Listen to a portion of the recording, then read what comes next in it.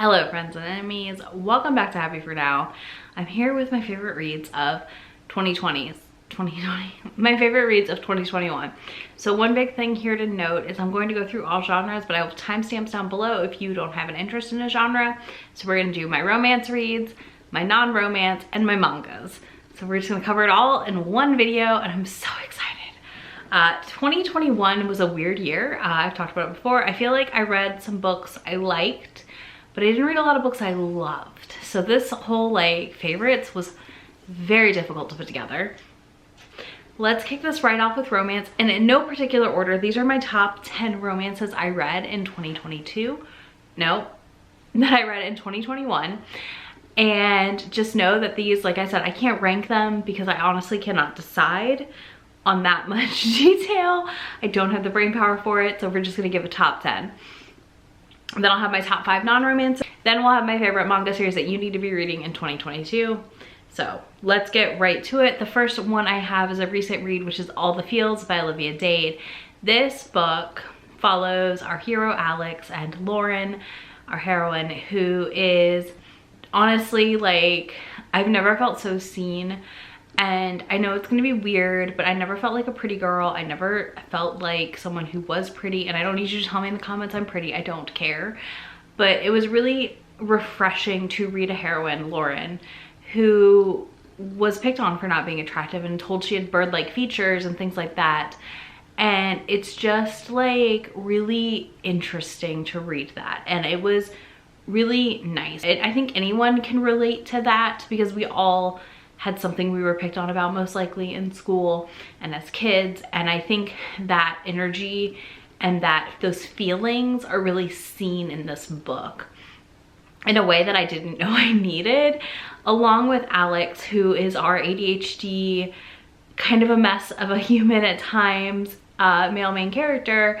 And I also felt extremely seen in him and his behavior and some of the things he would do in a way, again, I don't get often in books. I have a video planned where I talk about books where I've seen myself, but it's really interesting because I don't see myself a lot in books. I don't see my ADHD represented in a way that is like, oh, that's affirming. I've actually had the most affirming experience of my ADHD from TikTok and seeing other women with ADHD and people with ADHD talking about how it works for them, that I've noticed my own symptoms and things reflected back. And it's been really nice.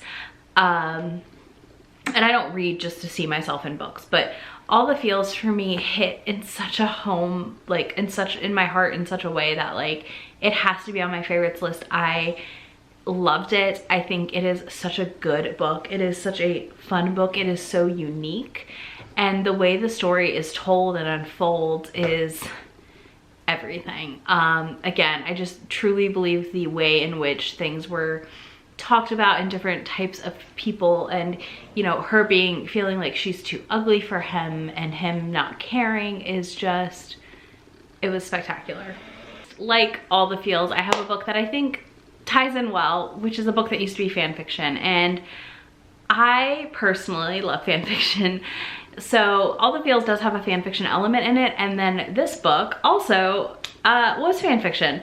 This is The Love Hypothesis by Ali Hazelwood, and honestly, I was nervous. I was nervous I wouldn't love it. I was nervous it wouldn't work for me, but I walked out of this book and it gave me everything I get from reading fan fiction in a published book. And I appreciate that. And I know that it's not for everybody, and I understand that. I totally understand why that's not for everybody. But if you, like me, were a kid raised on fanfiction.net, because I was reading fanfiction before AO3 existed, hi, this book might be for you. I'm not a Raylo fan personally, but this book worked for me in a lot of ways. And now I'm like kind of curious, maybe I would like Raylo fic, specifically AU, but I don't know. I'm not sure about that. But this worked for me in so many levels. This follows Adam and Olive, who is in the grad program and is trying to get over her ex and dealing with all that. And she ends up in a fake dating relationship with Adam, and they go from there. There are just some great moments in this. I would not rate this high on the steam factor. but it does have a nice build up in my opinion, and I was thoroughly happy because this came from a publisher that I don't love a lot of books from often. A publisher that in the last few years I found lacking. So I was thrilled to find this to be such a fun read. And I think if you like fan fiction, you will like the last 2 books on my favorites list for sure. Then we have I have 2 historicals this year. So one of the historicals I read this year was Bombshell by Sarah MacLean. No surprise to anyone, this is on my favorites list. This is about a girl gang in London, in Victorian London, who are solving crimes and things and up to hijinks, I guess we could call it. Maybe not solving crimes, but kind of. They're inspired by the Elephant Gang, and it is so good. I cannot wait for the next set of books. Sarah MacLean is one of my all-time favorite authors, so it is no surprise that I love this and that I can't wait for the next one, or that it's on my favorites list, I feel like. But it's one of the few historicals I read this year that stood out enough to be a 6-star favorite. And I just honestly loved Cecily. She was a woman who has been scorned kind of and pushed aside because she was too sexy. So she's kind of the opposite of Lauren in All the Feels. But I found it really empowering to read about a woman who said, I don't give a shit and I'm gonna do what I'm gonna do. And she found love that way, and it worked really, really well for me. And we had our very, very grumpy hero who honestly, I just adored. He was very resistant to the fact that he loved her as much as he did and was as interested in her as he was, but they found their way together and it worked spectacularly again. Next, we have Run Posey Run by Kate C. Wells. This was my first Kate C. Wells and I loved it. Oh my God. So at first I gave this book 5 stars and I went back and upped it because I can't get it out of my brain. I want to reread it honestly this year. This book is a lot. And it is another book that I think is not going to be for a lot of people. This is definitely a dark romance. This follows a sociopath, Dario. Yeah, I think that was his name, Dario, who is dating a girl, and a sex tape is leaked and he thinks it's current, even though it's been like faked to be current, and he kicks her out. And then he realizes he's in love with her and he can't live without her, so he hunts her back down. Yeah, so he hunts her back down and brings her back to him that way, and then we follow them falling in love, and the reveal that he's a sociopath, and he only cares about her basically, and that's it. And he will do anything for her, and he does anything for her, and he leaves a wake of bloody bodies in his path to protect her. And like, I don't know, it's just really romantic. Don't murder people in real life, y'all. It's only okay in a book like this. But yeah, it just was really, really good, and it was so much of what I wanted, and didn't know I wanted this year. But I really enjoyed a hero like this. Is very different. This is very different from other mafia books I've read in the last few years, and this hit that spot perfectly. Then we have Twisted Games by Anna Wong. This, again, like Twisted Love, I feel like is one of those books that either like she works for you or she doesn't. These are dark light romances is what I would call them. And this one in particular, I felt like was perfect. So we follow Bridget, who is a princess, and Reese, her new bodyguard, and she just lives to test him and to push his buttons. And I loved watching that unfold. But we got a lot of really interesting things about Reese in this book. And for me, it just kind of was one of those books that's kind of like sat on my brain a little still. Particularly because of some of the things Reese does for our heroine. Like he is so far gone for her, Bridget, that it is just, it's precious, and I love it. I loved it. Because he's so far gone for her. Like, he lies about something that he sets up for her and says it was her friend's idea, so he set it up. But like, no, he like went out of his way and did this. And there's ones where like there's a throne room scene that is spectacular in this, and I loved. You know, and he just kind of like goes past boundaries he had where he like was never gonna go to the country she was from for reasons. Instead, he finds his way there and like helps her get the things she needs. And I just, chef's kiss. Perfection, y'all, perfection. So next we have one of the many monster romances I read this year / demon, and that is The Demon Next Door. I love Deal with the Demon by Chase Verity, but The Demon Next Door by Chase Verity hit just as good for me. So they're kind of tied in this spot, I feel like. I think I read them both this year. Either way, I had so much fun reading this. The Demon Next Door follows a single mom with her son, and a demon moves in next door with his son, and she has to teach them how to be human, kind of, and help him accomplish some basic tasks. And it was such a good read. It was so fun. It was so goofy. It was every single thing I needed in 2021. Like, it was good feelings, good time, good sex. It was exactly what I needed. Exactly what I needed this year, and it just hit that spot, which is why it's on my favorite list. No surprise. I think it's one of those ones, if you haven't read this series by Chase Verity yet, I highly recommend it. The third one is coming out in January, and that one is a male-male romance, so I'm really excited to see how that unfolds. Then we have Act Your Age, Eve Brown, which by Talia Hibbert, which I do think is going to be on a lot of people's lists. But for me, this one, I just really loved the discovery of diagnosis. So I was diagnosed with my ADHD when I was very young because my mom really fought for that diagnosis for me. But a lot of people don't have that privilege or that luck, right? And I found it really charming to watch Eve Brown learn more about herself, learn more about her quirks, because I've continued to learn about my own quirks and find out that a lot of them relate back actually to my ADHD. And it's really, really interesting to see that and how that unfolds in real life and then reflected back in a book. This follows Eve, who comes to interview at a job and hits the owner of the Airbnb, or not the Airbnb, of the B&B. And with her car, and then goes from there. She ends up becoming the chef, and like she has all these weird things she does, and he's like, I'm autistic and I think you're autistic too, and like it leads to her diagnosis. And it just was a really charming book and a really good time to read. And I just honestly loved the Brown sisters, and I think Danny and Eve are like tied for first place on my list, to be honest. I don't even know where Chloe ranks anymore. So we have my other historical on the list, and a series that I really need to read more from, and that is The Lotus Palace by Jeannie Lin. Y'all, this book is a murder mystery romance, is what I would call it. I do think you need to check the content warnings on this one. There are a lot. Specifically, I would say like the two biggest ones I want to call out here before anyone picks up this book is that we have a heroine who is an assault survivor and has a dissociative episode during intimacy with the hero. This was a book that like pulled me through a slump personally, and I didn't expect that. And it actually pulled multiple people I know through slumps. So it is so good. We follow our heroine, who is a maidservant, Yu Ying.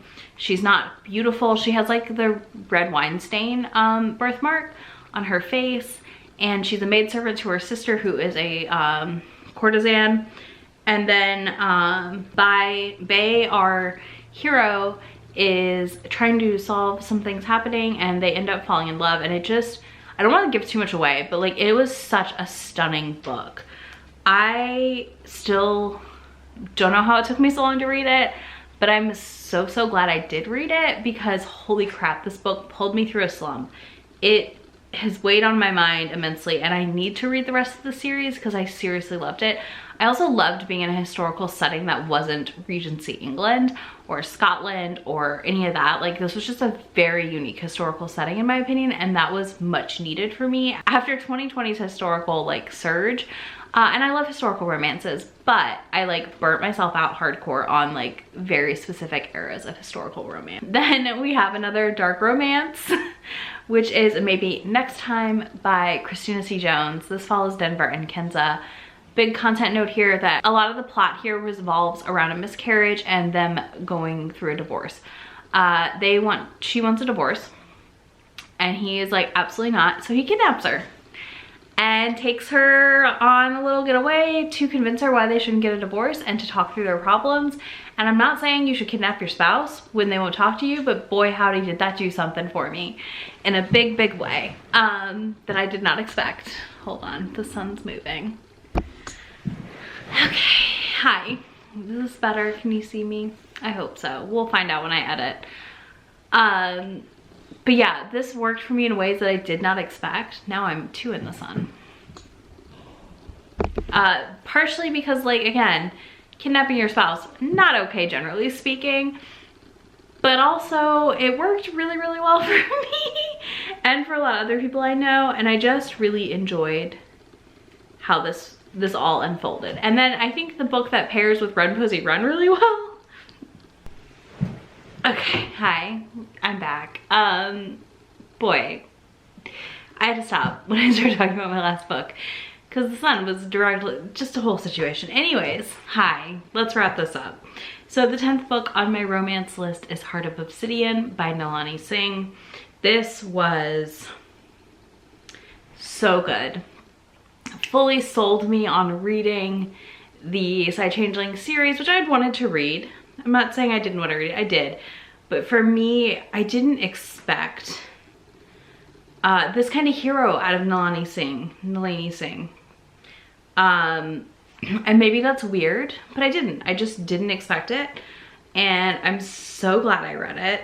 And I'm so excited to reread the series and get the build up to this character. I don't want to give too much away, but this is like this is about a female main character who's been kind of like erased from her existence, been erased. And we have a volatile rebel who will do anything in his power to protect her and bring her back. And we follow their story and it's so good. Caleb is just like, he reminds me a lot of a Run Posey Run male main character. Again, I feel like this is a book that kind of pairs with Run Posey Run in a weird way. And I love that about it. And our heroine, Sahara, she is just like learning to heal and be herself again and like get out of some of the trauma, like go through some of the trauma, like process it. Absolutely magnificent. You can read this book without reading the rest of the series, and this is also morality chain, so he's kind of only good for her. Again, one of my favorite things, you know, burn the world down for her, only good for her, like one of my all-time favorite tropes.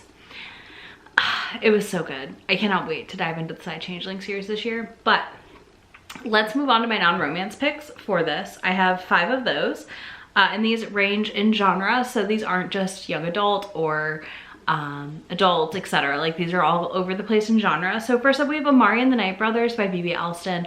Y'all said this was good. All of my friends loved this book. I was nervous. I was like, what if I don't like it? Are they all gonna disown me? And then I read it and I loved this book. This follows Amari, whose brother has gone missing, and she joins the school and finds out about her magical powers and is training for this competition at the school. And we follow that journey and her making friends and finding out what happened to her brother and her brother's co-worker of sorts, like his I mean, is a co-worker, I guess, whatever you want to call it. And it is so good. I cannot wait for the next book. I am so excited because I got a physical copy gifted to me from a friend for my birthday, and I'm so excited to have it on my shelves. Like, this was such a solid middle grade. This is like, it gave me all the Rick Riordan vibes and all the other like adventure middle grades I read as a kid, and I loved it for that. Next we have Crying in H-Bart by Michelle Zauner. This is a memoir. Michelle Zauner, who is of Japanese Breakfast is the band. This chronicles her love of food and that association with her mother. I really related heavily to this. Obviously my mother is still with us, but I realized that there are going to be food related items that really hit hard for me when my mom is no longer with us. Hopefully not for a very long time, but this book made me realize how much I associate different foods and cooking and that kind of time with my mom. Like, we spend a lot of time in the kitchen together cooking and baking. And I love that. I love it so much. And it also chronicles her like caretaking for her mom when she had cancer. And it deals a lot with generational trauma and her own journey through all of this. And I think it's a book that hit me really hard, I think because of the food related aspect, because again, food is a big thing in my family. And we love to cook and bake here, so it's just something we do. Next, I have A Dowry of Blood by S.T. Gibson. This is a Dracula's Bride reimagining. This is a polyamorous horror novella situation. I don't know how to explain this, but this book stunned me. I plan to reread it in the new year, like here this year. It was so good. And it was so unique and so different. And when I'm reading my adult fiction, this is what I'm looking for sometimes. And I really just liked how lyrical it was, how violent it was, and just everything about this book was stunning.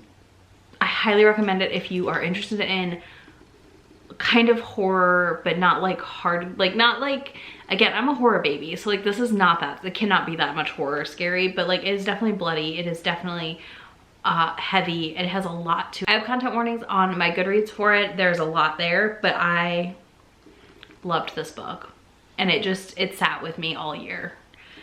The next one is Psalm for the Wild-Built by Becky Chambers. This is my first Becky Chambers and I'm really excited to explore more from her in the new year.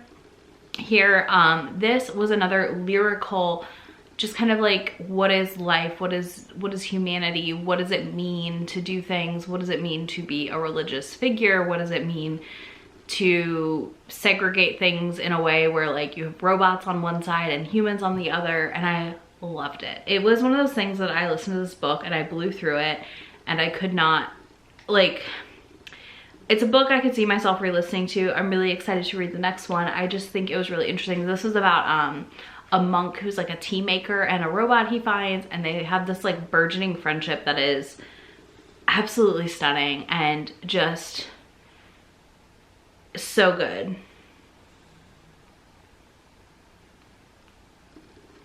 So good. Now, last for my non-romance category, we have Latsue by Darcy Little Badger. This is a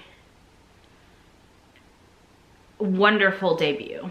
This follows Latsue on her journey to discover what happened to her cousin that got murdered, and it is stunning. This is such a strong debut. I cannot wait to read the Snake Falls to Earth or something like that, her newest one that came out in 2021. I need to read that ASAP, but this follows her own tribe, which is a Lipan Apache family, and she's trying to figure out what happened to her family, and there's magic and just a really tight world building in a way that I loved. And like, it wasn't overly explained, it just kind of was, and I like that. I like when stuff is like just part of the world and it is what it is. But anyways, she can like summon ghost animals like her grandmother, and it just was a stunning story and a great, I think it's middle grade tale. It's such a weird read in a good way that it's really hard to describe also, I feel like, without spoiling. But if it interests you in any capacity, I really think you should be picking up Latsue. Our last category is manga, and I've got some series I think you should pick up in 2022 that I particularly loved in 2021. First up, we have Sweat and Soap. I feel like me and all the manga girlies have been yelling about this series forever and ever. So if you have not picked it up yet, you need to correct it and you need to read Sweat and Soap. It literally just wrapped up this month / last month digitally, and it is the weirdest setup, but one of the best mangas I've ever read, with a continued relationship that shows development throughout the 11 volumes. I have not read the 11th volume yet, but I'm positive I will love it. This follows two characters who are co-workers. She sweats excessively and is very like self-conscious about it and constantly wiping herself down and all these things, and he is the one who makes all the soaps and stuff at their business that they work at, and he loves how she smells, and we just go from there. Again, it's a weird concept, but the execution, the communication, the relationship growth in this is so good that honestly, if you like those kinds of mangas, you need to be picking this up. I adored Sweat and Soap. It is an all-time favorite. I'm so happy I own it. I'm so happy I'm reading manga right now and was able to read it as it came out. Like, it was so good. And I'm excited for the mangaka's next series that looks also spectacular, but that's beyond the point. That's for another video.